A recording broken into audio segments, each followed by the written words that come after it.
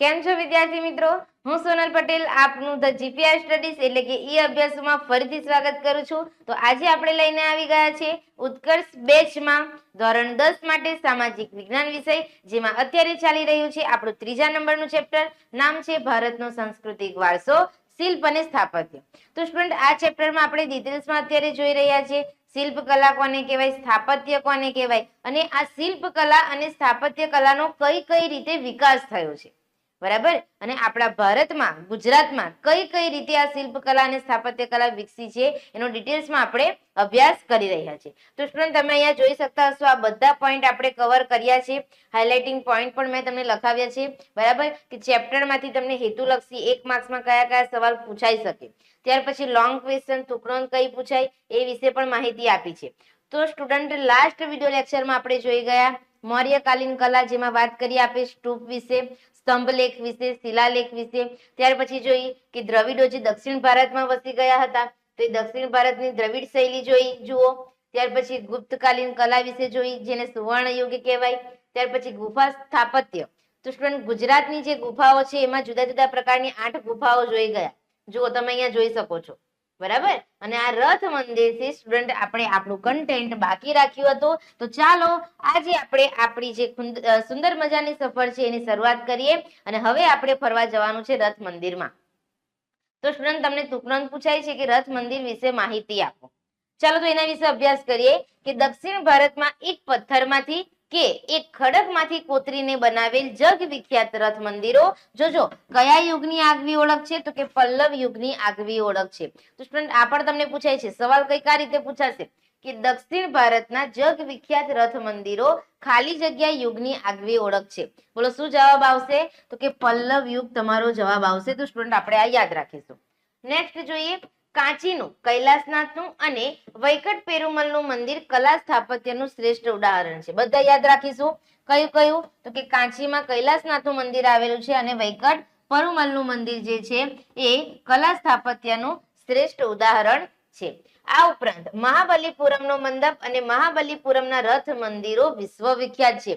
તમને આ પણ પૂછાય છે. ખાસ અહીંયા ટીક કરાવું છું, ટીક કરજો કે ખાલી જગ્યાના રથ મંદિરો વિશ્વવિખ્યાત છે. તો શું આવશે? મહાબલીપુરમના. ચાલો, દરેક રથ મંદિરો એક જ ખડક કાપીને બનાવવામાં આવ્યા છે. એક જ ખડકમાંથી, અલગ અલગ ખડક નહીં. આ રથોના નામ શાના પરથી પાડવામાં આવ્યા છે? તો કે જે આપણા પાંડવો થઈ ગયા એ પાંડવોના નામ પરથી રાખવામાં આવ્યા છે. તો જો તમે જોઈ શકો છો કે સૌથી મોટું રથ મંદિર જેનું નામ છે ધર્મરાજ. યા પણ યાદ રાખીશું, પૂછાય છે. એક શબ્દમાં ઉત્તર. સૌથી મોટું રથ મંદિર કહે તો ધર્મરાજ, અને સૌથી નાનું રથ મંદિર પૂછાશે છોકરાઓ તો લખીને આવીશું આપણે દ્રૌપદી. ફરીથી રિવાઇઝ કરી લઈએ. સૌથી મોટું રથ મંદિર કયું? ધર્મરાજનું. અને નાનું રથ મંદિર પૂછાય તો દ્રૌપદીનું. હજુ કહી દઉં છું કે આ જે ચેપ્ટર છે એમાં તમારે સમજવાનું ઓછું છે કન્ટેન્ટ, પણ યાદ વધારે પડતું રાખવું પડશે. બરાબર. તો તમને જે નોટ્સ આપું છું એના આધારે જ જવાબ મોડે કરજો, ઇઝીલી મોડે થઈ જશે. અહીંયા હિંમત નહીં હારી જવાની કે મેડમ અમારે સામાજિક વિજ્ઞાનમાં માર્ક્સ તો લાવવા છે, પણ કરીએ શું? કેટલું બધું ગોખીએ? તો અમારું મગજ આટલું નાનું અને આટલું બધું ગોખવાનું.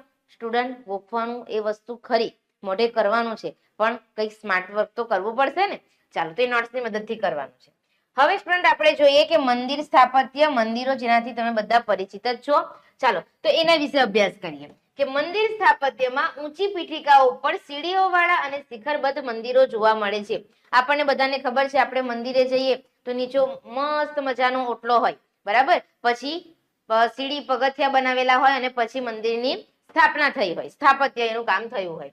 ચાલો, તો કે કેટલાક જગ્યાએ સપાટ મંદિર પણ જોવા મળે છે, એટલે કે પગથિયા વગરના ડાયરેક્ટ સપાટ મંદિરો પણ જોવા મળે છે. તો કે ગર્ભગૃહની આસપાસ પ્રદક્ષિણા પથ રાખવામાં આવે છે. તો છોકરાઓ, આપણે જોઈ ગયા ને લાસ્ટ વિડિયો લેક્ચરમાં, પ્રદક્ષિણા પથ કોને કહેવાય? તમારો જે મંદિરનો ગર્ભગૃહ છે એની આસપાસ તમે જે ફરો છો તો એ તમારો કયો પથ થયો? પ્રદક્ષિણા પથ. તો હંમેશા પ્રદક્ષિણા કઈ બાજુ કરવી જોઈએ? ભગવાનની મૂર્તિ જ્યાં હોય એ ભગવાનની મૂર્તિ જમણી બાજુ રહે એ રીતે આપણે પ્રદક્ષિણાની શરૂઆત કરવી જોઈએ. તો હવે જ્યારે પણ મંદિરે જાઓ પહેલા જોવાનું કે ભગવાન જમણી બાજુ છે ને, ચાલો તો હવે પ્રદક્ષિણા કરવાની શરૂઆત કરો. અને કોઈ ઊંધું કરતો હોય તો પણ કહેવાનું કે ના ભાઈ, આ સાચી દિશા છે. ત્યાર પછી સ્થાપત્ય કલાના શ્રેષ્ઠ મંદિરોમાં જબલપુરનું ભૂમરાનું શિવ મંદિર, આગળ નામ આવ્યું હતું ને. ત્યાર પછી દક્ષિણ ભારતનું બીજાપુરનું લારખાનનું મંદિર, નાલંદા એટલે કે સુલતાનગંજની ભગવાન બુદ્ધની તામ્ર મૂર્તિઓ, તથા મથુરાના જૈન મંદિરની પ્રતિમા શિલ્પકલા ક્ષેત્રે અદ્વિતીય છે, જેની વાત કરી શકાય જ નહીં. તો કે તેમાં પલ્લવ રાજાઓનું મોટું યોગદાન છે અને આ પલ્લવોની રાજધાની કાંચી ખાતે બંધાયેલા મંદિરો અત્યંત પ્રસિદ્ધ માનવામાં આવે છે. ખાસ યાદ રાખજો, રથ મંદિરની વાત આવે તો તમારે કયો યુગ યાદ રાખવાનો? પલ્લવ યુગ યાદ રાખવાનો રહેશે. ચાલો નેક્સ્ટ જુઓ, તો કે ચોલ વંશની રાજધાની થંજાવુરમાં હતી. આ પણ પૂછાય છે કે ચોલ વંશની રાજધાની ક્યાં આવેલી છે? તો કે ભાઈ થંજાવુરમાં. ચાલો તે પોઈન્ટ આપણે અહીંયાથી યાદ રાખી લઈશું. ત્યાર પછી તો કે અહીં બૃહદેશ્વરનું મંદિર છે. તો કે કોણે બંધાવ્યું હતું? તો કે ચોલ વંશના રાજરાજ પ્રથમે બંધાવ્યું હતું. યાદ રાખજો, તમને પૂછાય છે કે ચોલ વંશના રાજરાજ પ્રથમે કયું મંદિર બંધાવ્યું હતું? તો કે બૃહદેશ્વરનું મંદિર બંધાવ્યું હતું. ઓકે, નેક્સ્ટ તો કે આ મંદિર કેટલું ઊંચું છે? તો કે 200 ફૂટ ઊંચાઈએ છે. તો કે પ્રાચીન ભારતનું આ અજોડ મંદિર ગણવામાં આવે છે. તમને પૂછાશે કે ભાઈ કયા મંદિરને અજોડ મંદિર તરીકે ઓળખવામાં આવે? તો કે બૃહદેશ્વરનું મંદિર. ચાલો નેક્સ્ટ આગળ જોઈએ. હવે સ્ટુડન્ટ આપણે જોવાનું છે ગોપુરમ સ્થાપત્ય કોને કહેવાય. ચાલો તો જોતા જઈએ. ગોપુરમ એટલે શું? આ પણ તમને પૂછાય છે, યાદ રાખીશું આપણે. તો કે ગોપુરમ એટલે મંદિરનું પ્રવેશ દ્વાર. તમે જ્યાંથી મંદિરમાં પ્રવેશ કરો છો એ થઈ ગયું ગોપુરમ.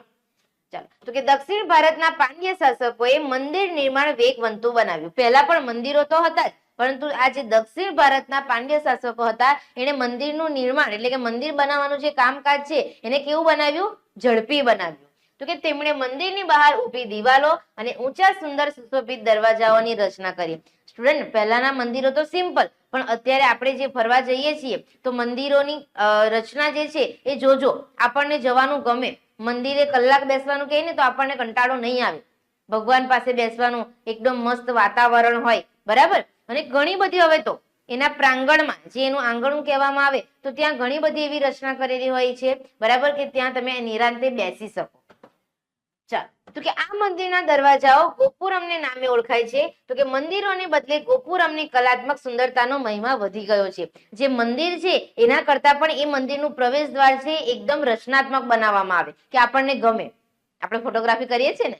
હા ચાલો તો કે કાંચી અને મદુરાઈના મંદિરોના ગોપુરમ દૂરથી જોઈને આજે પણ કલા રસિકો મંત્રમુગ્ધ બની જાય છે. એટલે આપણા મોંમાં કોઈ શબ્દ નથી હોતા કે આપણે એના વખાણ કરી શકીએ. તો ખાસ આ પોઈન્ટ આપણે યાદ રાખીશું. તમને પૂછાશે કે ખાલી જગ્યા મંદિરોના ગોપુરમ દૂરથી જોઈને આજે પણ કલા રસિકો મંત્રમુગ્ધ બની જાય છે. જવાબ આવશે કાંચી અને મદુરાઈના. ક્લિયર છે બધાને અહીં સુધી? ચાલો તો સ્ટુડન્ટ તમે જોઈ શકો છો અહીંયા તમને એક ચિત્ર પણ આપેલું છે. દક્ષિણ ભારતીય મંદિરનું રેખાચિત્ર છે, જેના વિશે અત્યારે આપણે ડિટેલમાં જોવાનું છે. તો ચાલો જોઈ લઈએ કે આ એક મંદિર તમને આપેલું છે. તમે બધા મંદિરમાં તો ગયા જ હશો, તો હવે એમાં આપણે જોતા જઈએ. ચાલો ગોપુરમ કોને કહેવાય? આ રીતે આપેલું હોય, બરાબર. જો અહીંયા આપેલું છે ગોપુરમ માટેની જગ્યા જ્યાંથી તમે અહીંયા મંદિરમાં પ્રવેશ કરશો, બરાબર. તો હવે મંદિરમાં પ્રવેશ કરો તો યાદ રાખજો કે આ શું છે? તો કે ગોપુરમ છે. પછી તમે ચાલતા ચાલતા અહીંયાથી જશો તો મંદિરની બહાર તમે અમુક જગ્યાએ જુઓ છો કે મંદિરની બહાર આ રીતે મંડપ નાખેલો હોય. મંડપ મતલબ કે પતરા જેવી રચના નાખેલી હોય, બરાબર, હોલ જેવું. તો એને શું કહીશું આપણે? મંડપ. પછી આ છે આખું શું છે? મંદિર છે. તો જ્યાં ભગવાનની પ્રતિષ્ઠા કરવામાં આવી હોય એ શું છે? તમારું ગર્ભગૃહ છે. શું છે? ગર્ભગૃહ. ત્યાર પછી ટોચનો ભાગ એ શું કહેવાય? તમારો શિખર કહેવાય. અને યાદ રાખજો કે આ જે ગર્ભગૃહ છે અને શિખર છે એને જે જોડે છે આ રીતે ધાડ વાળો ભાગ, તો એને આપણે શું કહીશું? વિમાન કહીશું. વિમાન એટલે આ રીતે ઉડે એ વિમાન નહીં, બરાબર. શિખરનો ભાગ છે અને ગર્ભગૃહ છે એને જે ધાડ વાળો ભાગ જોડે છે એને આપણે કહીશું વિમાન. આટલું યાદ રહેશે. ચાલો તો હવે એની વ્યાખ્યા પણ જોઈ લઈએ. જો તમને કીધું છે મંદિરના રેખાચિત્રની માહિતી, આકૃતિ જોઈ ને. ચાલો તો ગર્ભગૃહ કોને કહેવાય? તો કે ગર્ભગૃહ મુખ્યત્વે એક નાનો અને અંધકારયુક્ત ઓરડો હોય છે જ્યાં ભગવાનની પ્રતિમા સ્થાપિત કરવામાં આવે. તો કે જેમાં મંદિરની પ્રતિમાને સ્થાપિત કરવામાં આવે. જોયું ને? તો કે સામાન્યતઃ 4 ખૂણા ધરાવતો આ ભાગ મોટે ભાગે કેવો હોય છે? લંબચોરસ હોય છે. અને ગુજરાતમાં તેને ગભારો કહેવામાં આવે. યાદ રાખજો કે ગર્ભગૃહને ગુજરાતમાં કયા નામે ઓળખવામાં આવે? ગભારો. ત્યાર પછી ગોપુરમ કોને કહેવાય? અત્યારે જોઈ ગયા. તો કે ગોપુરમ દક્ષિણ ભારતમાં મંદિરોનો પ્રવેશ દ્વાર છે. ગોપુરમ સ્થાપત્ય ઉપરથી અર્ધગોળાકાર હોય છે અને ગોપુરમને મજબૂત બનાવવા માટે તેના નીચેના 2 માળને ઉર્ધ્વાકાર બનાવવામાં આવે છે. નેક્સ્ટ મંડપ. તો કે આ સ્થાપત્ય સ્તંભો ઉપર રચાયેલ મોટો હોલ અથવા તો મંદિરના મુખ્ય દ્વારની સામે રચવામાં આવેલ એક વિશાળ વિસ્તાર છે. મેં તમને કીધું ને, તમે મંદિરમાં પ્રવેશ કરો બરાબર, પણ એનો જે ગેટ હોય અને મંદિર એની વચ્ચે તો ઘણી બધી જગ્યા હોય, તો આ જે વિશાળ વિસ્તાર છે શું કહેવાય? મંડપ કહેવાય. નેક્સ્ટ આગળ જોઈએ શિખર. તો શિખરમાં જોઈશું કે ગર્ભગૃહના સૌથી ઊંચાઈવાળા બાહ્ય ભાગ પર અણીદાર બનાવવામાં આવેલી આકૃતિને શું કહેવાય છે? શિખર. જોયું ને, ટોચવાળો ભાગ. ચાલો, તો કે આવા શિખરોને પિત્તળ કે સોનાથી મઢવામાં આવે છે. આપણે મંદિરોમાં જોઈએ તો આપણને ખબર છે, બરાબર, ઉપરનો ભાગ શાનાથી બનાવવામાં આવેલો હોય છે? સોનાથી.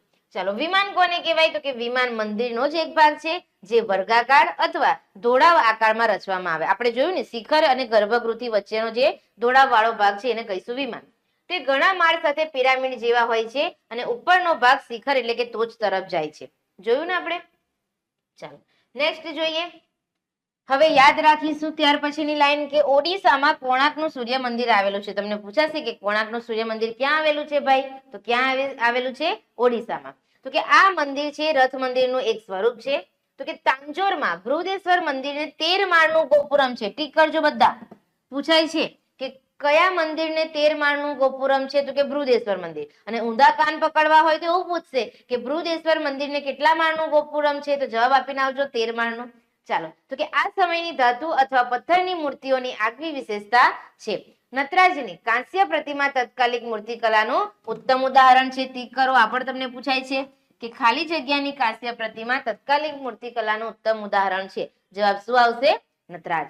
ચોલ મંદિરો કલા સ્થાપત્યના ક્ષેત્રે આગવી પ્રતિભા અને ભવ્યતા ધરાવે છે. તો કે મદુરાઈમાં ભારતભરનું ભવ્ય મીનાક્ષી મંદિર આવેલું છે. તો સ્ટુડન્ટ તમે વાંચશો એટલે આ મીનાક્ષી મંદિરને લગતા ઘણા બધા સવાલ આવશે, તો યાદ રાખજો.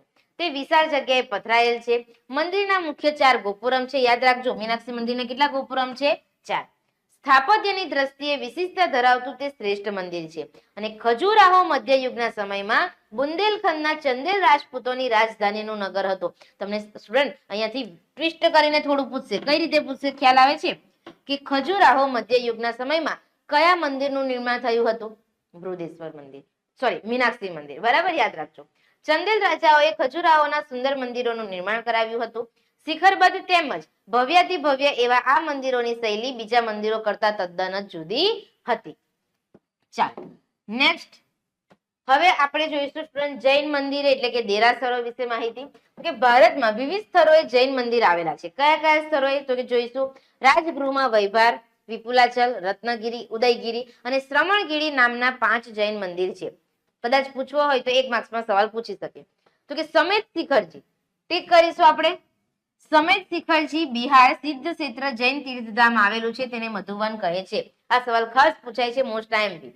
ટીક કરો. તમને પૂછાશે કે સમેત શિખરજી સિદ્ધ ક્ષેત્ર જૈન તીર્થધામને કયા નામે ઓળખવામાં આવે છે? તો જવાબ આવશે મધુવન. નેક્સ્ટ, અહીં આદિનાથ ભગવાન અને બીજા 20 તીર્થકરો નિર્વાણ પામ્યા હતા. અહીં અભિનંદનનાથજી અને પાર્શ્વનાથજીના મંદિરો છે. અહીં ભગવાન મહાવીર પધારેલા અને અહીં કેટલાક મુનિઓ મોક્ષ પણ પામ્યા હતા. ગુજરાતમાં જૈન દેરાસર ક્યાં આવેલું છે? તો યાદ રાખજો, એક તો પાલીતાણામાં. ફરવા જાવ તો યાદ રાખજો ખાસ, પાલીતાણામાં. અને પંચાસરા મંદિર છે એ શંખેશ્વરમાં આવેલું છે. તો કે રાજસ્થાનમાં ક્યાં આવેલું છે? તો કે માઉન્ટ આબુમાં દેલવાડાના દેરા. તમને પૂછાશે કે ભાઈ રાજસ્થાનમાં દેલવાડાના દેરા ક્યાં આવેલા છે? તો કે માઉન્ટ આબુ પર. અને રાણકપુરના જૈન દેરાસરો બાંધકામ, કોતરકામ, કલા કારીગરી અને શિલ્પકલા વગેરેની દ્રષ્ટિએ બેનમૂન અને અદ્ભુત છે. ખાસ કરીને આબુ ઉપરના દેલવાડાના દેરા જે ગુજરાતના મંત્રી વિમલ શાહે બંધાવેલ, વિમલ વસઈ, અને બીજા મંત્રી વસ્તુપાળે બંધાવેલ લુણ વસઈ નામના દેવાલયો તેમની અજોડ કારીગરી અને આરસ પહારમાં બારીક મનોહર શિલ્પકામ માટે માત્ર ભારતમાં જ નહીં પરંતુ વિશ્વભરમાં પ્રસિદ્ધ છે. તો સ્ટુડન્ટ આ ટોપિક તમને ખાસ પૂછાય છે, વિમલ વસઈ અને લુણ વસઈ વાળું. બરાબર, તો એ પણ યાદ રાખજો. ચાલો, ત્યાર પછી તો કે આ દેવાલયો જૈન ધર્મની ભારતીય સંસ્કૃતિને અર્પણ થયેલી એક અજોડ અને યાદગાર ભેટ છે. તો સ્ટુડન્ટ આ બધું જે અત્યારે હું વાંચી રહી છું ને એના કારણે જ આપણો ભારતનો જે ઇતિહાસ છે ને એ સમૃદ્ધ છે. ભારતનો જે વારસો છે ને એ સમૃદ્ધ છે, એમને નથી બન્યું. આટલું બધું ભારતમાં જ આવેલું છે. તમે કોઈ બીજી જગ્યાએ જાઓ તમને આ બધું જોવા મળે ખરું? ના. બહારના ફોરેન કન્ટ્રીના લોકો આપણા ત્યાં ફરવા આવે. કેમ? આ બધી વસ્તુ જોવા માટે. તો અહીંયા શિલ્પકલા અને સ્થાપત્ય કલાનો એટલો બધો વિકાસ થયો છે ને, તમે જેટલું ફરો એટલું ઓછું છે. ઓકે, તો કે જૈન મંદિરો શિલ્પ અને સ્થાપત્ય કલાથી જગ વિખ્યાત છે. મેં તમને કીધું ને વર્લ્ડમાં ફેમસ છે. ચાલો, ત્યાર પછી હવે આપણે જોવાનું છે મોઢેરાનું સૂર્ય મંદિર. તમે બધા નામથી પરિચિત જ છો. તો કે ગુજરાતના મોઢેરા, મેહોણા એવું કે તો કે મહેસાણા ખાતે આવેલ સૂર્ય મંદિર ઈસવીસન 1026 માં સોલંકી યુગના રાજવી ભીમદેવ પ્રથમના શાસનકાળમાં બંધાયું હતું. છોકરાઓ આખી લાઈન આપણે યાદ રાખીશું. તમને પૂછાશે કઈ ને કઈક આમાંથી ગમે તે રીતે પૂછાય, આપણને આવડવું જોઈએ. જો પહેલા તો એવું પૂછાશે મોઢેરાનું સૂર્ય મંદિર ક્યાં આવેલું છે? તો કે ગુજરાતમાં મોઢેરા ખાતે મહેસાણા. ત્યાર પછી કઈ સાલમાં? તો કે ઈસવીસન 1026. કયો યુગ હતો? સોલંકી યુગ. રથ મંદિરની વાત આવે તો પલ્લવ યુગ અને મોઢેરાનું સૂર્ય મંદિર આવે તો સોલંકી યુગ. કોણે બંધાવ્યું? તો કે રાજવી ભીમદેવ પ્રથમના શાસનકાળ. ચાલો, તો કે આ મંદિરનું પૂર્વ દિશામાં આવેલ પ્રવેશદ્વાર એવી રીતે રચાયેલું છે કે સૂર્યનું પ્રથમ કિરણ મંદિરની છેક અંદર ગર્ભગૃહમાં રહેલી સૂર્ય પ્રતિમાના મુકુટની મધ્યમાં રહેલા મણિ પર પડતા સમગ્ર મંદિર પ્રકાશથી ઝળહળી ઉઠતું. બીજો સવાલ પૂછાશે કે મોઢેરાનું સૂર્ય મંદિર છે કઈ દિશામાં આવેલું છે? તો કે પૂર્વ દિશામાં. હવે પૂર્વ દિશામાં કેમ એનું મંદિર આવેલું છે? તો યાદ રાખજો, તો કે પ્રવેશદ્વાર એવી રીતે ગોઠવ્યું હતું કે જ્યારે સૂર્ય ઉગે ને તો એ સૂર્યનું પહેલું કિરણ સૂર્યનું જે પહેલું કિરણ છે એ ગર્ભગૃહમાં આવે અને ગર્ભગૃહમાં જે સૂર્યની પ્રતિમા મૂકેલી છે તો એના મુકુટ પર અહીંયા જે મણિ છે એના પર પડે અને પછી આ આખું મંદિર છે ઝળહળી ઉઠતું. કેવું સરસ દેખાતું હશે, એનો નજારો કેવો હશે. ચાલો જજો ફરવા. તો કે સમગ્ર વાતાવરણમાં જાણે કે દિવ્યતા પ્રગટતી. આ મંદિરમાં સૂર્યની 12 વિવિધ મૂર્તિ છે. સ્ટુડન્ટ ટીક કરજો. એક તો પૂર્વ દિશામાં એવું પૂછાશે અને આ પણ પૂછાશે કે મોઢેરાના સૂર્ય મંદિરમાં સૂર્યની કેટલી મૂર્તિ જોવા મળે છે? તો કે 12. નેક્સ્ટ, આ મંદિરનું નકશીકામ ઈરાની શૈલીમાં થયેલું છે. ટીક કરજો, આ પણ તમને પૂછાય છે કે ભાઈ મોઢેરાના સૂર્ય મંદિરનું નકશીકામ કઈ શૈલીમાં થયેલું છે? તો કે ઈરાની શૈલીમાં. મંદિરની બહારના જળકુંડની ચારે બાજુ નાના નાના કુલ 108 જેટલા મંદિરો આવેલા છે. ત્યાં ઉષા અને સંધ્યાકાળે એટલે કે વહેલી સવાર અને સાંજે પ્રગટતી દીપમાલાના લીધે એક નયનરમ્ય દ્રશ્ય ઊભું થતું હતું. તો ખાસ મોઢેરાનું સૂર્ય મંદિર જોવા તો જજો. એ સાઈડ જાય એટલે મમ્મી પપ્પાને કહેવાનું કે ચાલો ને સૂર્ય મંદિર જોવા માટે જઈએ અને પછી જે ભણ્યા છે બધી વિગતો યાદ કરજો. ઓકે, ચાલો નેક્સ્ટ જોઈએ મધ્યકાલીન સ્થાપત્ય. તો સ્ટુડન્ટ મધ્યકાલીન સ્થાપત્યમાં કઈ કઈ રીતે કલાનો વિકાસ થયો હતો એ આપણે અહીંયા જાણવાનું છે. તો કે મધ્ય યુગમાં મસ્જિદો, મિનારા, શાહી મહેલો, પુલો, તળાવ, સળાઈ એટલે કે ધર્મશાળા વગેરેના સ્થાપત્યો આવેલા છે. કુતુબુદ્દીન ઐબકે દિલ્હીમાં કુતુબ મિનાર, તમે ફરવા ગયા હોય દિલ્હી તો જજો, કુતુબ મિનાર છે, મતલબ કે દરવાજો છે, બરાબર, ઘણું બધું છે. ગેટવે ઓફ ઇન્ડિયા આપણે કહીએ છીએ. તો કે ત્યાં દિલ્હીમાં કુતુબ મિનાર છે. કોણે બંધાવ્યો હતો? કુતુબુદ્દીન ઐબકે. અને કુવત ઉલ ઇસ્લામ નામની મસ્જિદ બંધાવી. તેમજ કુતુબુદ્દીન ઐબકે બંધાવેલ ઢાઈ દિનકા ઝોપડા નામની મસ્જિદ અજમેરમાં છે. ચલો કઈ કઈ વસ્તુ અહીંયાથી પૂછાશે? પહેલા તો તમને પૂછાશે કે કુવત ઉલ ઇસ્લામ નામની મસ્જિદ કોણે બંધાવી? કુતુબુદ્દીન ઐબકે. ત્યાર પછી પૂછાય છે ખાસ કે ઢાઈ દિનકા ઝોપડા નામની મસ્જિદ ક્યાં આવેલી છે? તો કે અજમેરમાં. અને કોણે બંધાવી? તો કે એ પણ કુતુબુદ્દીન ઐબકે બંધાવી હતી. યાદ રહેશે. ત્યાર પછી નેક્સ્ટ જોઈએ નંબર 2 બંગાળમાં. તો કે બંગાળ પ્રાંતમાં પંડુઆ નામના સ્થળ પર અદીના મસ્જિદ આવેલી છે. જલાલુદ્દીન મુહમ્મદ શાહનો મકબરો છે અને તાંતીપાડાની મસ્જિદનું નિર્માણ થયેલું. સ્થાપત્ય ક્ષેત્રે આ પ્રાંતે પણ પોતાની અલગ વિશિષ્ટ શૈલી વિકસાવી હતી. ત્યાર પછી જોઈએ તો જોનપુર. જોનપુરમાં તુર્કી સુલતાનોએ અટાલા મસ્જિદ બનાવી હતી. ઠીક કરજો, પૂછાય છે. તમને પૂછાય છે કે ભાઈ જોનપુરમાં તુર્કી સુલતાનોએ કઈ મસ્જિદ બંધાવી? તો શું જવાબ આવશે? અતાલા મસ્જિદ. તેના ગુંબજની આસપાસ સુંદર કલાત્મક જાળી છે અને તેની દિવાલો અને છત ઉપર કમળ સહિત વિવિધ ભારતીય આકૃતિઓનું નિર્માણ કરવામાં આવ્યું છે. નેક્સ્ટ માળવા. તો કે સુલતાનોના રક્ષણમાં માંડુની ઇમારતોની વિશિષ્ટ શૈલી જોવા મળે છે તથા ત્યાં અનેક મકબરાઓનું નિર્માણ પણ થયેલું છે. આ ઇમારતોમાં વિશાળ અને પ્રભાવશાળી ગુંબજો અને બારીઓ ખૂબ નકશીદાર છે. તેમાંય હોસંગા શાહનો મકબરો તો સંપૂર્ણ આરસથી સુશોભિત ભારતીય શૈલીનો છે. તો સ્ટુડન્ટ એ પણ ટીક કરી લેજો, ખાસ પૂછાય છે. ચલો અન્ય પ્રાંતની વાત કરીએ તો કે આ ઉપરાંત કાશ્મીરમાં કંગુર બુરજ, બહમની સુલતાનોએ બીદર ગુલબર્ગાની અનેક ઇમારતો અને મહમૂદ ગાવાની મદ્રેસા, બીજાપુરનો ગોળ ગુંબજ તેમજ વિજયનગર સામ્રાજ્યની સ્થાપત્ય કલામાં હમ્પીનું વિઠ્ઠલ સ્વામી હજારામ મંદિર તેમજ ગોપુરમ તથા કલાત્મક નકશી કલાયુક્ત સ્તંભો સ્વરૂપ પ્રસિદ્ધ છે. તો મધ્યકાલીન સ્થાપત્યમાં આટલું બધું જે સ્થાપત્ય છે એનો વિકાસ થયો. તો સ્ટુડન્ટ હવે તમને પ્રશ્ન કે મેડમ આમાંથી કંઈક પૂછાય એવું છે? બરાબર, 1 માર્ક્સનું તો આપણે જોઈ લીધું, પણ લોંગ ક્વેશ્ચનમાં કઈ પૂછાય એવું છે તો મુદ્દા પણ આપી દો. અમે કઈ રીતે એને મોડે કરીશું ચાલો તો જોઈ લઈએ. કાલે ક્યાંથી બાકી રાખ્યું હતું? ગુજરાતની ગુફા લાસ્ટ જોઈ હતી ને. ચાલો તો નેક્સ્ટ જોઈએ. તમને પૂછાશે રથ મંદિરો વિશે તુરંત. ચાલો રિવિઝન કરીએ ને, જોઈએ અત્યારે જ ભણાવ્યું કેટલું યાદ છે. તો કે પહેલા તો લખવાનું કે એક જ પથ્થર કે ખડકમાંથી કોતરીને બનાવવામાં આવે અને આવા જે જગ વિખ્યાત મંદિરો છે એ કયા યુગની આગવી ઓળખ છે? તો કે પલ્લવ યુગની. તો કે કાંચીનું કૈલાસનાથનું અને વૈકટ પેરુમલનું મંદિર કલા સ્થાપત્યની દ્રષ્ટિએ કેવું છે? શ્રેષ્ઠ છે. તો કે મહાબલીપુરમનો મંડપ અને રથ મંદિરો જગ વિખ્યાત એટલે કે વિશ્વ વિખ્યાત છે. એક જ ખડકમાંથી બનાવવામાં આવેલ છે. અને એ રથોના નામ શાના પરથી પાડવામાં આવ્યા છે? તો કે પાંડવોના નામ પરથી. સૌથી મોટું રથ મંદિર ધર્મરાજનું અને નાનું દ્રૌપદી. બસ આટલા મુદ્દા લખો એટલે રથ મંદિરને તુકરંદ રેડી. એના વિશે એના સિવાય તમારે જે લખવું હોય લખી શકો છો, પણ આટલા મુદ્દાનો ઇન્ક્લુડ અંદર સમાવેશ થવો જ જોઈએ. બોલો, યાદ રહી? લઈ લીધો સ્ક્રીનશોટ? ચાલો, હોશિયાર છે. ત્યાર પછી સ્ટુડન્ટ આપણે જોયું મંદિર સ્થાપત્ય એટલે કે મંદિરની વાત કરી. ચાલો, દેખાતું હશે તમને અહીંયા. પહેલા તો મંદિરો ક્યાં બાંધવામાં આવે? તો કે ઊંચી પીઠિકા પર, પગથિયા લઈને. બરાબર લખ્યું છે, જુઓ. ઊંચી પીઠિકા પર સીડીવાળા અને શિખરબદ્ધ મંદિરો બાંધવામાં આવે. કેટલીક જગ્યાએ સપાટ પણ હોય પગથિયા વગરના, અને ત્યાં પ્રદક્ષિણા પથ હોય. ત્યાર પછી યાદ રાખવાનું છે કે કયા કયા? તો કે જબલપુરનું ભુમરાનું શિવ મંદિર, દક્ષિણ ભારતનું બીજાપુરનું લારખાનનું મંદિર, નાલંદા સુલતાનગંજની ભગવાન બુદ્ધની તામ્ર મૂર્તિ અને મથુરાના જૈન મંદિરની જે મૂર્તિ છે એ શિલ્પકલા ક્ષેત્રે કેવી છે? અદ્વિતીય. આ ચારે ચાર નામ.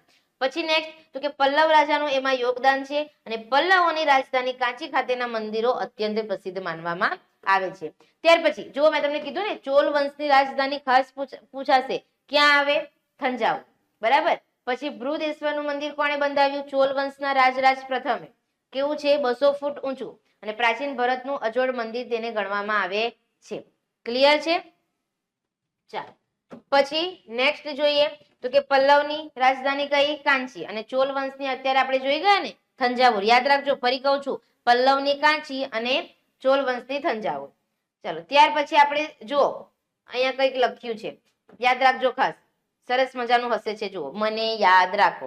શું કહે છે? તો કે કોણાર્કનું સૂર્ય મંદિર ક્યાં આવેલું છે? ઓડિશામાં. યાદ રાખીશું. નટરાજની કાંસ્ય પ્રતિમા તો કે મૂર્તિકલાનું ઉત્તમ ઉદાહરણ છે. મદુરાઈનું મીનાક્ષી મંદિર ભવ્ય છે, ત્યાં 4 ગોપુરમ છે. ત્યાર પછી ખજુરાહોમાં મધ્યયુગના સમયમાં બુંદેલખંડના ચંદેલ રાજપૂતોનું જે રાજધાનીનું નગર છે, બરાબર, એના વિશે આપણે વાત કરી. ચાલો, ત્યાર પછી આપણે જોઈ ગયા ગોપુરમ સ્થાપત્ય. કોને કહેવાય ગોપુરમ? મંદિરનું પ્રવેશ દ્વાર. તો કે દક્ષિણ ભારતના પાંડ્ય શાસકો દ્વારા આ મંદિરનું જે નિર્માણ છે એ વેગવંતું બનાવવામાં આવ્યું. તો કે મંદિરની બહાર ઊભી દિવાલો અને ઊંચા સુંદર સુશોભિત દરવાજાની રચના કરવામાં આવી. બરાબર. અને મંદિરના જે દરવાજા છે ગોપુરમ, બરાબર, એટલે કે મંદિર છે એના કરતા તો એના જે ગોપુરમ બનાવવામાં આવ્યા છે એની રચનાત્મકતા કેવી થઈ ગઈ છે?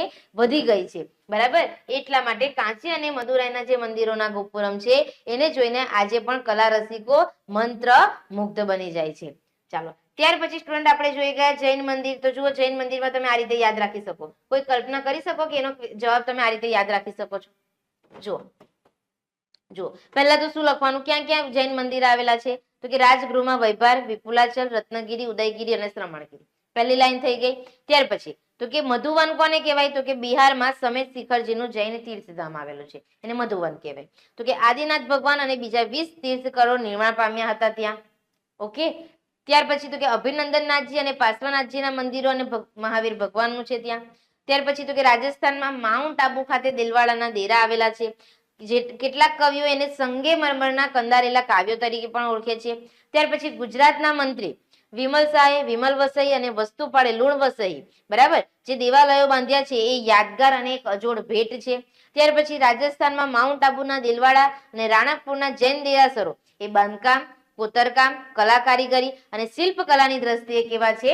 અદ્ભુત છે. અને ગુજરાતમાં જૈન દેરાસર પાલીતાણા ખાતે અને પંચાસરા મંદિર શંખેશ્વરમાં આવેલું છે. તો આટલી વિગતો આ રીતે ક્રમ વાઇઝ યાદ રાખશો ને તો આરામથી ઇઝીલી મળે થઈ જશે. ચાલો, નેક્સ્ટ આપણે જોયું મોઢેરાનું સૂર્ય મંદિર. સ્ટુડન્ટ જોઈ શકો છો તો કે ગુજરાતમાં મોઢેરા મહેસાણા ખાતે સૂર્ય મંદિર આવેલું છે. ઈસવીસન 1026 યાદ રાખીશું. કયો યુગ બોલો? સોલંકી યુગ. ત્યાર પછી કોણે બંધાવ્યો? તો કે રાજવી ભીમદેવ પ્રથમના શાસનકાળમાં બાંધકામ થયું. એનું પ્રવેશ દ્વાર કઈ દિશામાં? પૂર્વ દિશામાં. બરાબર. ત્યાર પછી પ્રથમ કિરણ તો કે સૂર્યની જે પ્રતિમા છે એમનું જે મુકુટ છે એમાં જે મણી રહેલો છે એના પર પડે અને એનાથી આખું મંદિર જળહળી ઉઠતું અને દિવ્યતા પ્રગટે, એ બધું લખવાનું. પછી સૂર્યની કેટલી મૂર્તિ છે? 12. જો મેં તમને કીધું નકશીકામ કઈ શૈલીમાં થયેલું છે? ઈરાની શૈલીમાં. અને મંદિરની બહારના જળકુંડની ચારે બાજુ કેટલા મંદિર આવેલા છે? 108. ઉષા અને સંધ્યાના જે દ્રશ્યો છે એ એકદમ મસ્ત વાતાવરણ ત્યાં રચી દે છે, નયનરમ્ય દ્રશ્યો. ત્યાર પછી તો કે દિલ્હીમાં કુતુબ મિનાર આવેલો છે, બરાબર. અને કુવત ઉલ ઇસ્લામ નામની મસ્જિદ છે એ કોણે બાંધી? કુતુબુદ્દીન ઐબકે, બરાબર. તો કે પંડુઆમાં બંગાળ જે છે એમાં અદીના મસ્જિદ બાંધી.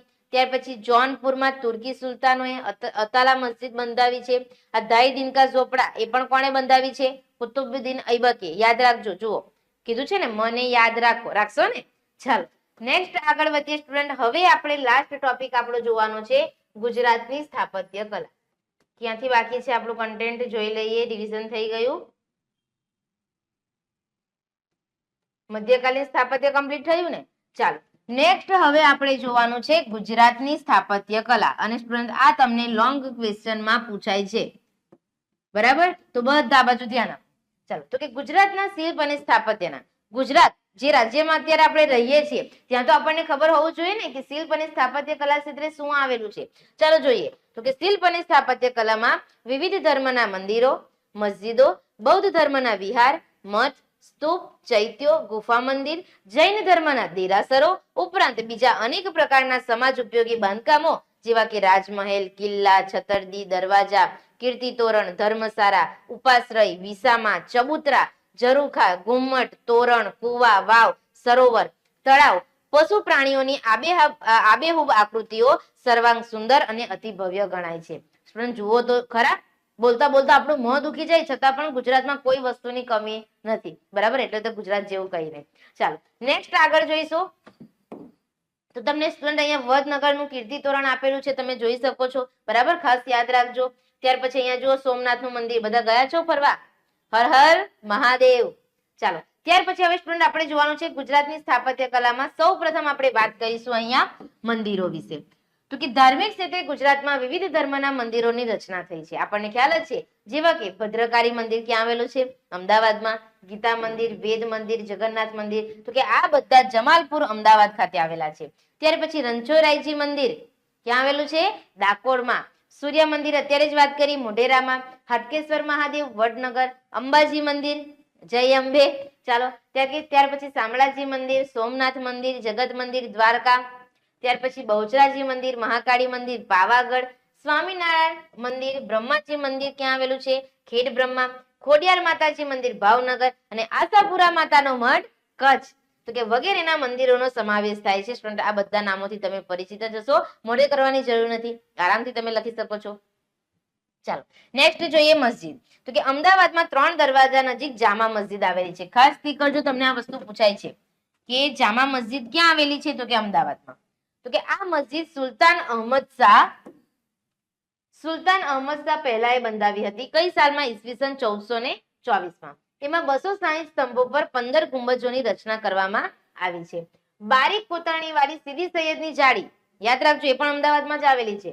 મસ્જિદ, સરખેજનો રોઝો, ઝુલતા મિનારા ક્યાં આવેલા છે? અમદાવાદમાં. ત્યાર પછી રાણી સિપ્રીની મસ્જિદ, જે મસ્જિદે નગીના તરીકે ઓળખાય છે. સ્ટુડન્ટ ટીક કરો, મોસ્ટ આઈએમપી સવાલ 1 માર્ક્સ નો ખાસ પૂછાય છે કે મસ્જિદે નગીના તરીકે કોને ઓળખવામાં આવે છે? રાણી સિપ્રીની મસ્જિદ.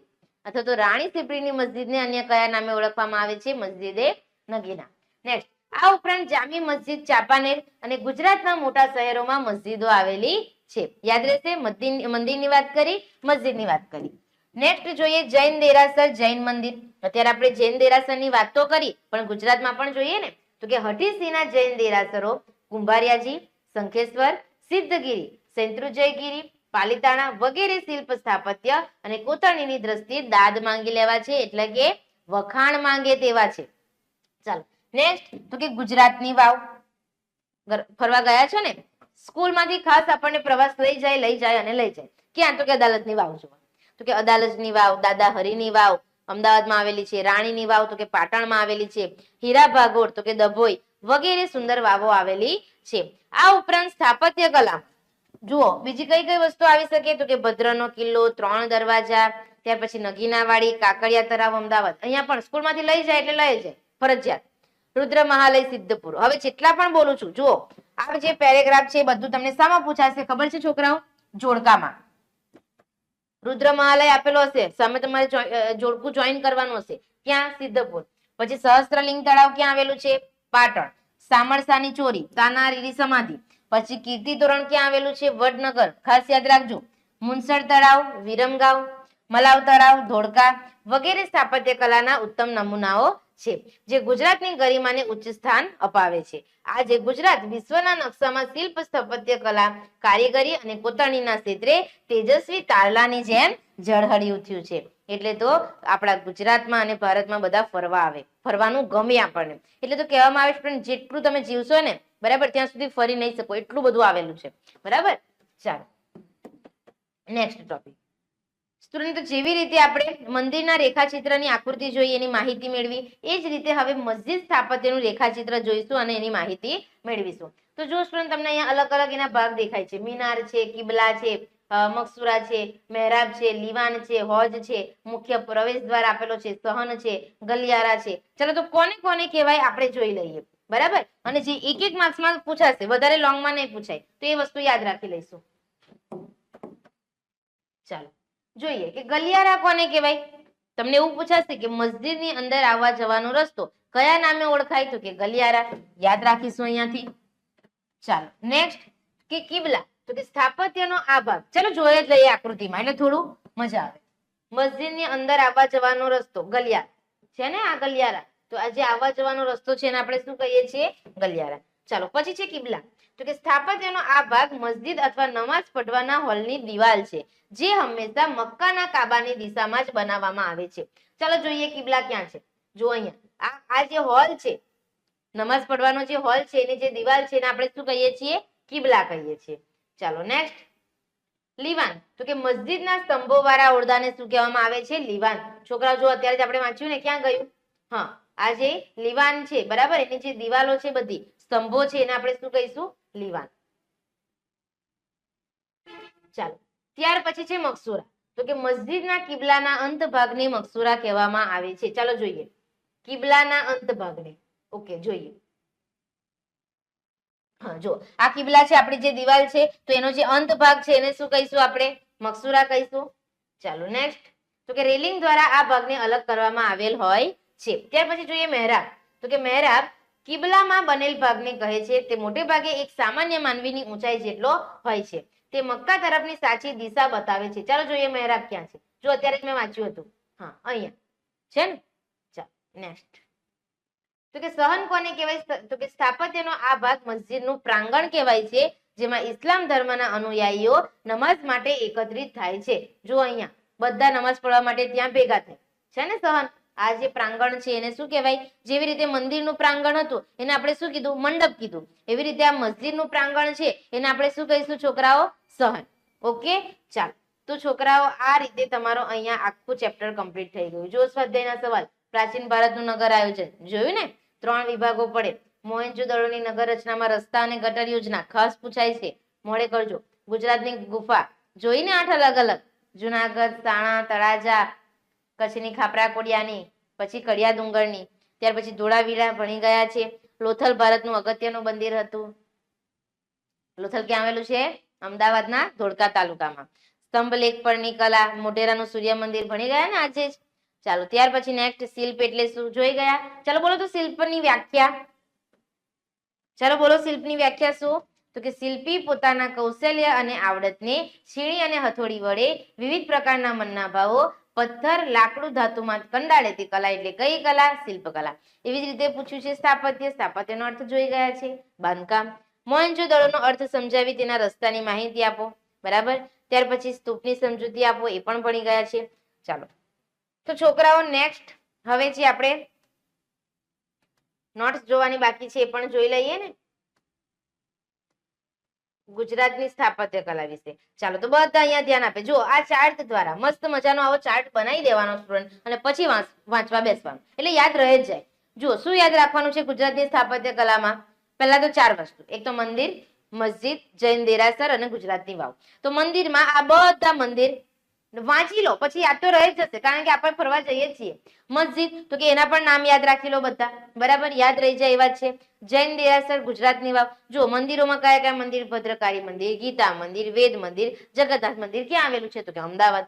રણછોડરાયજી મંદિર ક્યાં આવેલું છે? ડાકોર. સૂર્ય મંદિર મોઢેરા. હાટકેશ્વર મહાદેવ વડનગર. અંબાજી મંદિર, શામળાજી મંદિર, સોમનાથ મંદિર, જગત મંદિર દ્વારકા, બહુચરાજી મંદિર, મહાકાલી મંદિર તો કે પાવાગઢ, સ્વામિનારાયણ મંદિર, બ્રહ્માજી મંદિર ખેડ બ્રહ્મા, ખોડિયાર માતાજીનું મંદિર ભાવનગર અને આશાપુરા માતાનો મઢ કચ્છ. જેટલા નામ યાદ રહે છે લખી દો, થઈ જશે. મસ્જિદની વાત કરું તો કે અમદાવાદમાં 3 દરવાજા નજીક જામા મસ્જિદ આવેલી છે. તો કે કોણે બંધાવી? સુલતાન અહમદ શાહ પહેલાએ. કઈ સાલમાં? ઈસવીસન 1424માં. તો કે ત્યાં 260 સ્તંભો પર 15 ગુંબજની રચના કરવામાં આવી છે ને. હેતુલક્ષી કઈ પૂછવું હોય તો પણ આપણને આવડી જાય જો આ રીતે મોડે કર્યું હોય તો. પછી તો કે બારીક કોતરણી વાળી સીદી સૈયદની જાળી છે, મસ્જિદ છે, સરખેજનો રોઝો છે. ઝૂલતા મિનારા ક્યાં આવેલા છે? અમદાવાદમાં. રાણી સિપ્રીની મસ્જિદ અન્ય કયા નામે ઓળખાય છે? તો કે મસ્જિદે નગીના. ત્યાર પછી જામી મસ્જિદ તો કે ચાંપાનેરમાં છે. જૈન દેરાસરમાં નામ યાદ રાખીશું. એક તો હથીસિંહના જૈન દેરાસરો, કુંભારિયાજી, શંખેશ્વર, સિદ્ધગીરી અને પાલીતાણા ખાતે જૈન દેરાસર આવેલા છે. ગુજરાતની વાવની વાત કરું, અદાલજની વાવ ફેમસ જ છે, નામ યાદ રહી જશે. ત્યાર પછી તો કે દાદા હરીની વાવ, એ પણ અમદાવાદમાં છે. રાણીની વાવ યાદ રાખી લેજો, ખાસ જોડકામાં પૂછાય છે. ક્યાં આવેલી છે? પાટણ. ડભોઈની વાવ તો કે ડભોઈમાં જ છે. બરાબર. હવે આ જે બીજી બધી વસ્તુ છે એ ગુજરાતની સ્થાપત્ય કલામાં એક એની આગવી ઓળખ છે. બરાબર. તો એ પણ યાદ રાખી લેવાનું. ભદ્રનો કિલ્લો છે, 3 દરવાજા છે, કાંકરિયા તળાવ, આપણે સ્કૂલમાંથી બહુ પ્રવાસે ગયા છે. ત્યાર પછી તો કે આ જે બધી વસ્તુ છે ને છોકરાઓ, એ તમને ખાસ જોડકામાં પૂછાશે. તો મોડે કરી લઈશું કે રુદ્ર મહાલય ક્યાં આવેલો છે? સિદ્ધપુરમાં. સહસ્ત્રલિંગ તળાવ ક્યાં છે? પાટણમાં. પછી કીર્તિ તોરણ ક્યાં છે? વડનગરમાં. મુનસર તળાવ ક્યાં છે? વિરમગામ. અને મલાવ તળાવ ક્યાં આવેલું છે? ધોળકામાં. ખાસ મને યાદ કરશો, હજુ કહું છું, આ બધી વસ્તુ તમને જોડકામાં પૂછાય છે, મોડે કરી નાખ. તો સ્ટુડન્ટ આની સાથે આપણું અહીંયા 3જા નંબરનું ચેપ્ટર કમ્પ્લીટ. બોલો, ખબર પડી બધાને? બરાબર. સમજુ છું કે આ ચેપ્ટરમાંથી તમારે ઘણું બધું જે ફેક્ટ છે, બરાબર, એ ઘણી બધી વસ્તુઓ યાદ રાખવાની છે. પણ સ્ટુડન્ટ તમે જોઈ શકો છો અહીંયા મેં તમને નોટ્સ આપી દીધી છે ને, તો આ નોટ્સની તમે સ્ક્રીનશોટ પાડ્યા જ હશે. હવે એ સ્ક્રીનશોટની મદદથી તમારે જે ક્વેશ્ચનનો જવાબ મોડે કરવાનો છે, એક એક ક્વેશ્ચન કરતા જાઓ, આરામથી મોડે થઈ જ જાય. અને મેં તમને સિસ્ટમ પણ શીખવાડી છે કે એક વિડીયો લેક્ચરમાં જેટલા સવાલ ચાલે એના જવાબ એ જ દિવસે મોડે કરી નાખવાના હોય. પણ તમે નહીં મોડે કર્યા હોય તો માથે દેવું વધી ગયું હશે, તો હવે આખું ચેપ્ટર મોડે કરજો. બરાબર. એટલા માટે કહેતી હોઉં છું, દરરોજનું દરરોજ કરવાનું રાખો. આરામથી તમે જે ગોલ નક્કી કર્યો છે એના સુધી તમે પહોંચશો અને તમને પહોંચતા કોઈ નહીં રોકી શકે. ઓકે. તો વિદ્યાર્થી મિત્રો, આજનો આપણો વિડીયો લેક્ચર અહીંયા કમ્પ્લીટ કરીએ. નેક્સ્ટ વિડીયો લેક્ચરમાં નવા ચેપ્ટર સાથે ફરી મળીએ. Thank you.